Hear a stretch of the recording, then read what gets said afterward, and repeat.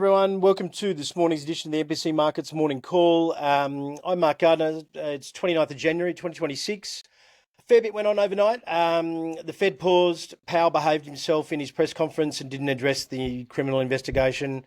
We had three mega cap earnings: Tesla, Microsoft, and Meta.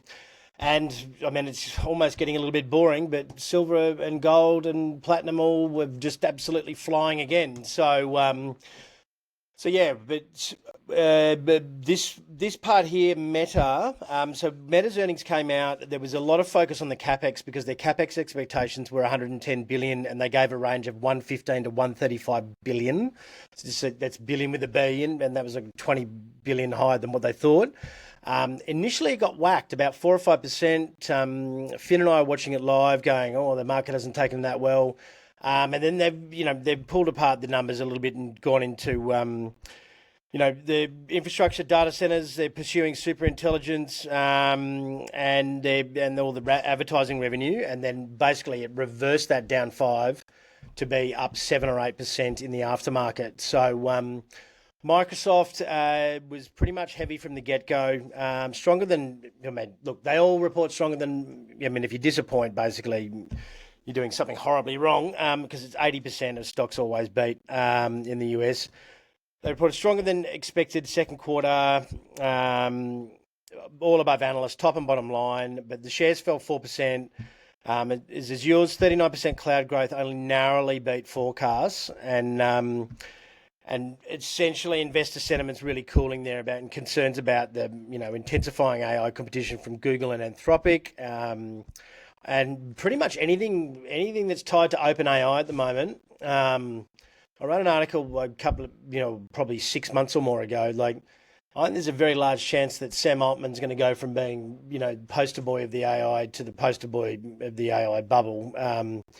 And look, and Google's very much, realised that it was a marathon, not a sprint, and they just keep coming and coming and coming at these guys. Elon out of nowhere as well with XAI and things like that. I don't think I wouldn't be buying that OpenAI IPO if it launches this year with my worst enemy's money. To be honest, I think that'll be overhyped, and I think the other models are just going to be better. And you can sort of tell that by the fact that Microsoft's commitment to it overall was, if they get to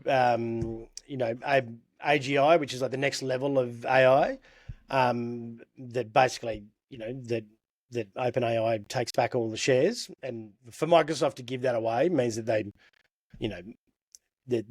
don't believe it's ever a chance of happening, to be brutally honest. So I always thought that was pretty odd. So that's obviously Microsoft being down about 5.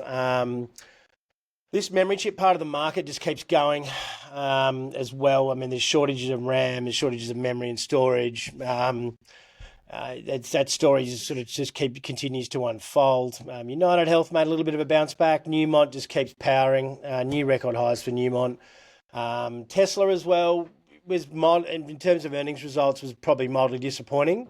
But anyone who's holding Tesla anymore, to be honest, they don't care about past earnings. They care about what's happening with Optimus and fully self-driving this year. And they were obviously pretty happy with it because Tesla was up about 4% almost immediately, despite, I think, just meeting expectations, which is like the Australian equivalent of, missing badly almost. And obviously we had Fed Chair deliver no rate cut overnight, basically saying that, those really strong GDP numbers warrant, caution on inflation moving forward. There were two dissenters, no surprises who they were. They were, they're Trump's mates. I think it was Waller and the bloke that Trump actually installed there. They only wanted a 25. They didn't usually. There's the bloke that Trump put in there usually goes for 50 every time just to be a pain in the butt. But even the non-voting members were all against a rate cut. Essentially, inflation being the grave concern there, and 4.4% GDP. I don't think any central bank in the world has cut rates. Certainly in the Western world, has cut rates with the 4.5% GDP. I don't know what. Yeah, Trump's lost his mind asking for rate cuts, but I mean, he's got to deal with the big debt problem. So but the press conference, they were still all talking about easing. So obviously that's what's driving precious metals. US dollar was a bit stronger, and then it wasn't. I think that everyone was kind of impressed that the Trump Powell spat didn't extend from recent, where unprecedented steps of a Fed chairman having to deliver a statement. So but yeah, ASX largely flat, but I mean the miners are going to go well today. Silver miners launches today in the ETFs. The Nikkei, still strong buy. Apologies, the Hang Seng. This is the Hang Seng here. It's starting to get some strong sell signals in the daily. China A50 is 3 strong buys there. Still strong buys across the US, but I mean largely flat, I've got to say. We've got Apple tomorrow in terms of earnings, and I guess we'll see what happens there. But let's precious metals is still where it's at. I mean, look, I've got to say gold is probably the most impressive performer overnight, up 4.5%. I mean, that's a big move for gold. It's kind of been dwarfed by silver in recent times, but that's a bust to new highs of 5,300, or may even be 5,400, depending on. Copper made some ground, platinum made some ground back, crude up 1%.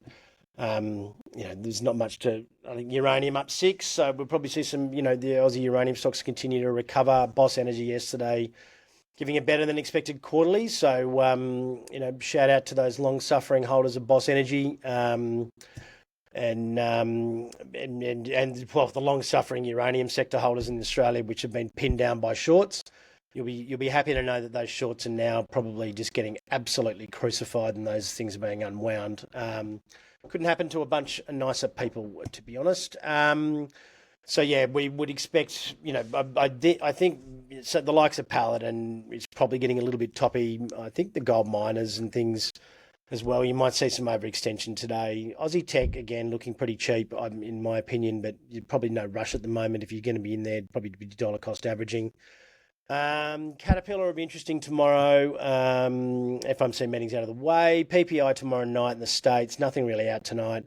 Government will likely shut down in the US by Saturday. Apple earnings tonight. And that's pretty much largely it. We obviously had a really high CPI number here in Australia yesterday that took the absolute wind out of the sails of the growth stocks.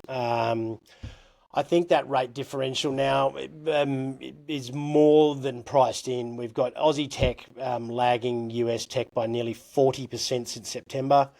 It just keeps getting worse. I mean, look, a percent or so in rates is not a justification for that sort of divergence. And most of the big Aussie tech with those fantastic moats are all doing massive operations in the US anyway. So it benefits their business. So, I think that that's probably a decent opportunity here at the moment. And as I said, healthcare we've been looking at, but it just seems to be just so out of favour, healthcare at the moment. Probably just a little bit, that's probably the falling knife you don't want to catch.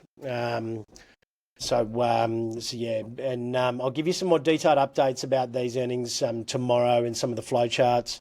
Apple won't be of a hell of a lot of interest, to be honest. It'll just be about how many iPhones they sell, so I'll skip over that. But look, yeah, we'll have a great day. And if the US edition of The Call is on today, myself and Mark Morland on there. So tune into ausbiz.com.au at midday, and we're going to go through some global stocks. And I assume we'll be covering, at a guess, probably Microsoft as the stock of the day. So yeah, if you want to tune in there today, midday Sydney time. Have a great day, everyone, and we will speak again tomorrow. General advice warning. The content presented in this presentation is intended for informational purposes only and provides general advice only. It does not take into account your personal objectives, financial situation, or specific needs. This information should not be the sole resource when making investment decisions. We strongly recommend you seek the advice of a financial professional.